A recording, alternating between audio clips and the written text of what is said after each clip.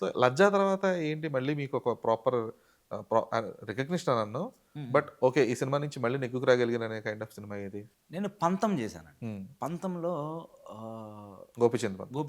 గోపీచంద్ గారిది, చక్రి గారు డైరెక్టర్. హ్మ్. ఒకే ఒక్క షాట్ ఉంటది నాది. ఒకే ఒక్క షాట్. ఒక చిన్న సింపథెటిక్ షాట్ ఒకటుంటది. అది సింగిల్ షాట్ చేశాను అది. ఒక లైట్ మ్యాన్ ఒకతనొచ్చి, "భయ్యా ఫిల్మ్ 70% చేశాం. మంచి మంచి ఎమోషన్స్ ఉన్నాయి. కానీ ఇది పీక్ భయ్యా" అన్నాడు. లైట్ మ్యాన్ వచ్చి. నేను ఆ రోజు బండి మీద ఎళ్తా నాకు నేను రీకలెక్ట్ చేసుకుంటా, అంటే మనం ఏం మిస్టేక్ చేస్తున్నాం? మనం మంచి యాక్టరమా?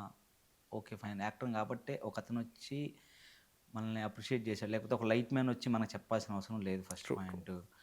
అంటే మన అప్రోచ్‌లోనే ఏదో తప్పుంది, తప్పుంది అనుకుంటా నేను అలా ఒక చిన్న సఫరింగ్‌తో నేను డ్రైవ్ చేస్తూ ఎళ్తానండి.